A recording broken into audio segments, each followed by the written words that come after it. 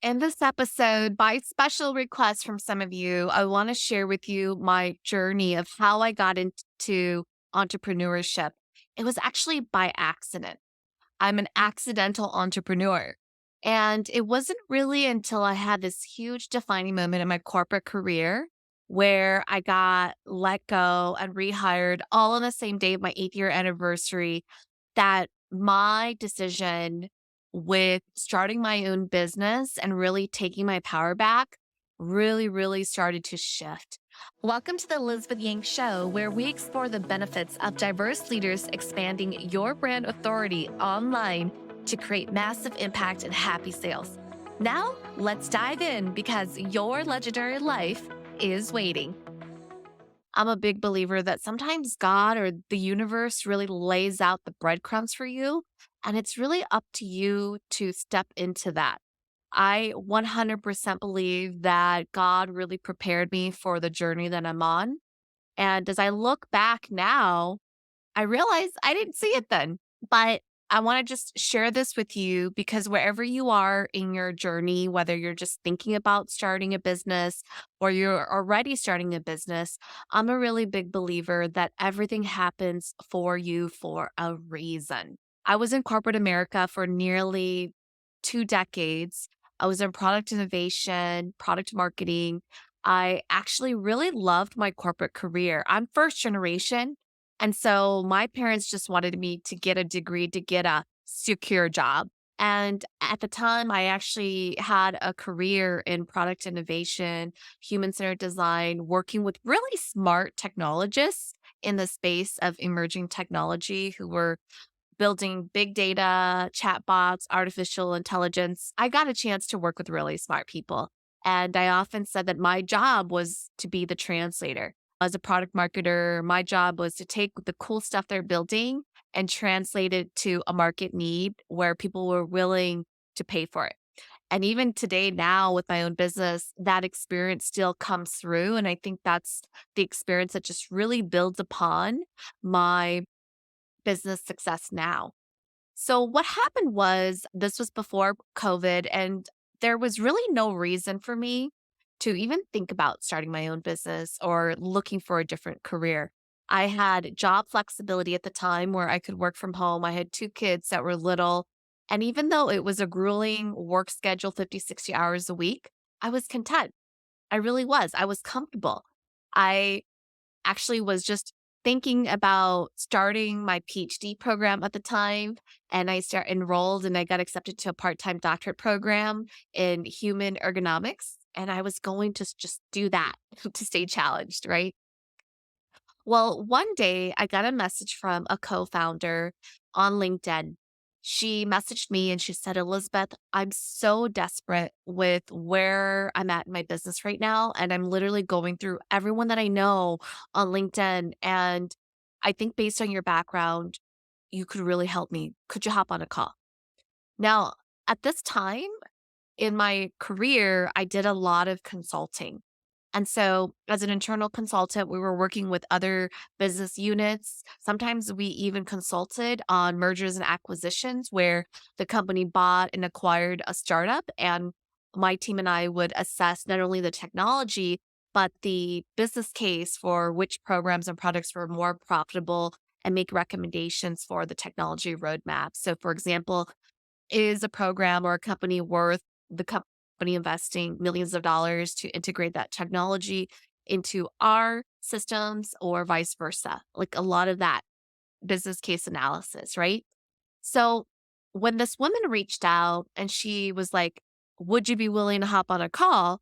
I was like, "Sure." I've just found that anytime someone has asked for help, it doesn't hurt for me to just listen. I had no idea if I could truly help her or not, but I was like, 30 minutes, sure, why not? We hopped on a call, and her co-founder were telling me the business symptoms and problems that they faced. And I remember towards the end of the call, she said, "Elizabeth, do you think this is something that you could help with?" And in my heart, I genuinely felt like, yeah, I can totally help you. And she asked a really important question that changed my trajectory. She said, "Awesome. How much do you charge?" And I remember thinking, I don't know. I guess this is a good time to start a business. And so, in the 6 months of me working with them, they ended up repackaging their offer and they landed their first corporate client. This was a big deal for a small business owner, for a startup. And I remember thinking, oh my gosh, I was hooked. The impact that I could make helping a small business owner compared to working inside the company and really waiting sometimes 2 to 3 years for a product just to be developed to go to market, right? I was in research and development, R&D, took it seemed like forever. But for a business owner, they repackaged it, went to market, and landed their first corporate client in 6 months. And I just remember thinking, "Oh my goodness, this is amazing." I didn't think that my experience could really lend itself to a startup or a business owner. So I started my business as a side hustle. I never took on clients that were in the same industry that I was working in because of a conflict of interest, but I just took on clients word of mouth as they came on and as I had capacity. And one of the things that this allowed me to do was it started to give me a lot more confidence. And I started to show up in the workplace with a completely new mindset and a completely new level of energy. Now, I can tell you at the time that even though this was great and I was getting momentum, I wasn't yet ready to exit my corporate job. I was the main breadwinner, and there was still this limiting belief of job security. I just didn't have the courage to leave yet. Fast forward about a year, year and a half later, my 8th year anniversary. It was a beautiful Thursday morning. I still remember it like it was yesterday. I happened to be on vacation with my family. Now, this was during a time inside of a company where we had an internal reorganization. This was often common. And I had been with the company for 8 years and I somehow would manage to land somewhere. And this time it was no different. I found an internal position within the company and we were simply waiting for HR to move me over. Both my current boss and my new boss knew about this. We were just waiting for the paperwork to go through. But on this Thursday, my boss at the time messaged me and I had nowhere to take this call. So I went in the car to take the call. And he said to me, Elizabeth, I'm sorry, but I gotta let you go. And let's just call him John. I said, John, what's going on here? You know that we're just waiting for HR to move me over, waiting for paperwork to get signed off, and I'm already moving. Why are you laying me off? This doesn't make any sense. Aren't we all working for the same company? And he said to me, I don't know. That's not my problem.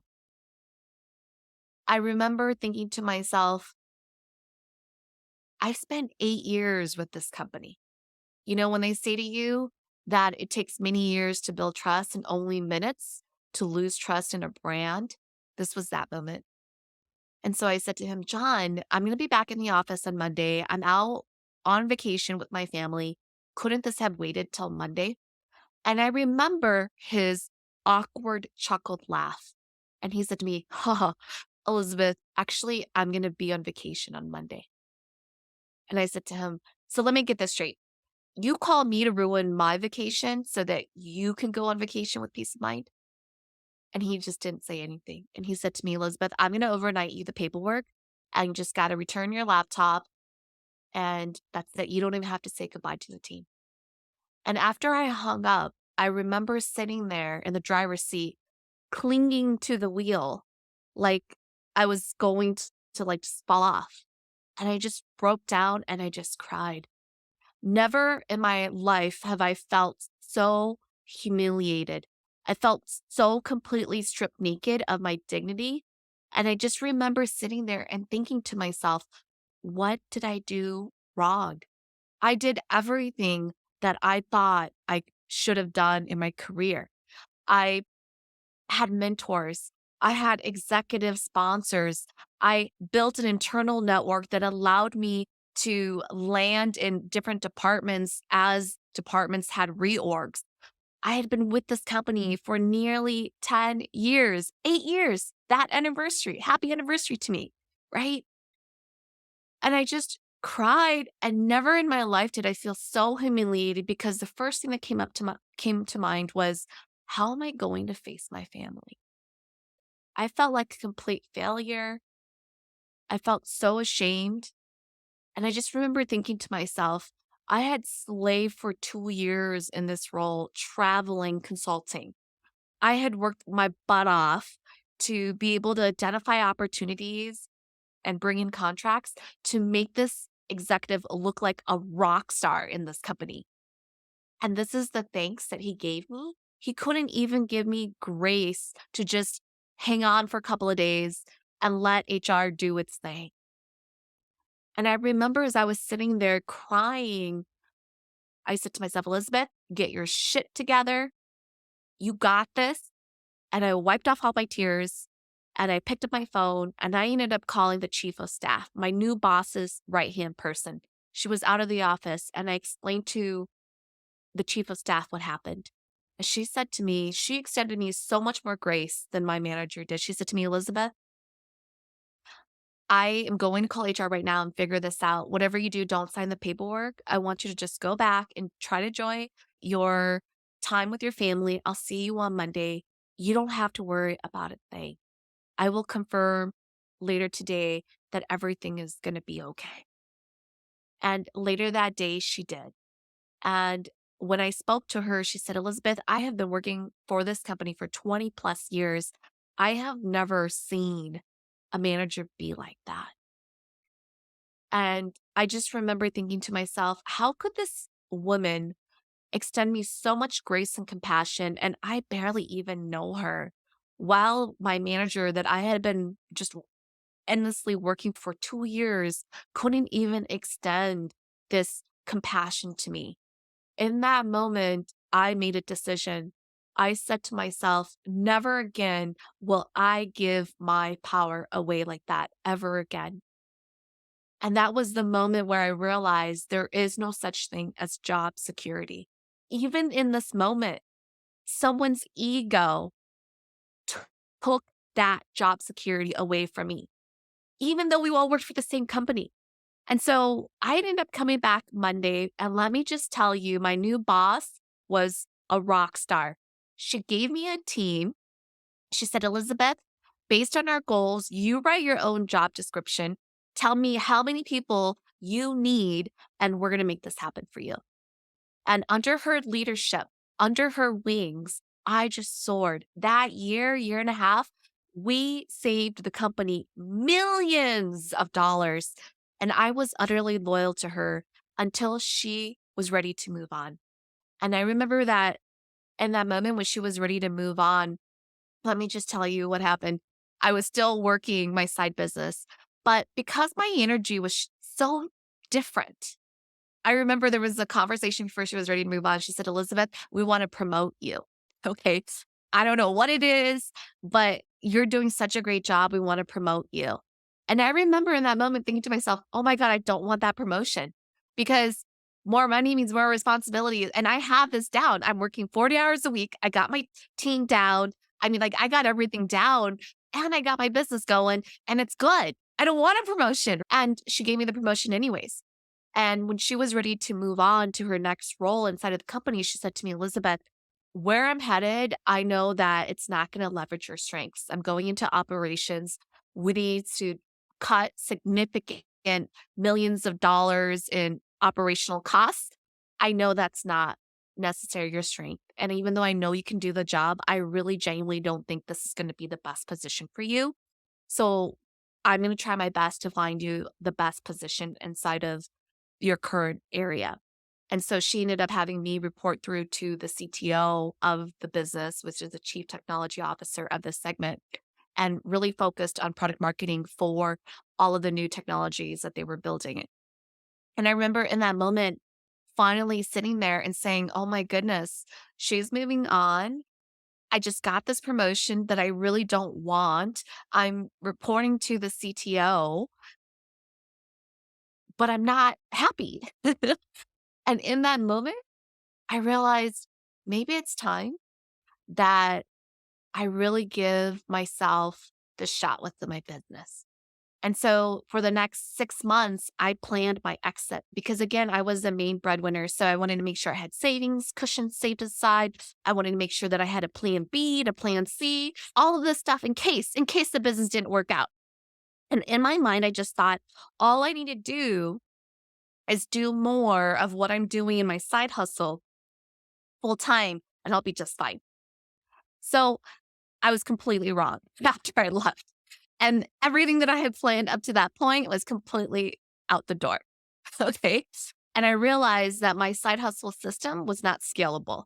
I really needed a different system. I needed a full time entrepreneur system. And what I mean by that was that word of mouth referrals just weren't coming in fast enough. I wasn't getting leads quickly enough. I wasn't bringing in cash flow quickly enough. So I was going through my savings. And I'm going to say that story for a different day. But what this journey taught me as I look back is that there is no such thing as job security. I remember during this period, I was actually interviewing a very successful business entrepreneur. I was working in my corporate job and I had my side hustle. And I remember I was talking to him and I said, "How is it that you have so much confidence running all of these businesses?" And he said, "I actually think running my own business is more of a job security than working for another company." And I remember I didn't believe him until that day where I got let go, rehired all on the same day of my 8th year anniversary with the company. And that's when it finally clicked where I was like, ah, I get it. And what that taught me, and I want to pass this along to you, is a couple of key lessons. The first one is there is no such thing as job security. The only job security you have is you. You will always be your safest bet. You are your job security. And from that moment, I learned that my number one bet, my safest bet, will always be me. Always, always. And in that moment, when I got let go, rehired all in the same day, I realized that power that I had given away blindly to a manager, to a company, I need to take that back. That power is also within me, that I am capable, that I am capable of creating the opportunities that I really, really wanted for myself and for my family. I remember as I was thinking about my corporate exit to start my business full time, I said, "Elizabeth, what is it that you're really afraid of?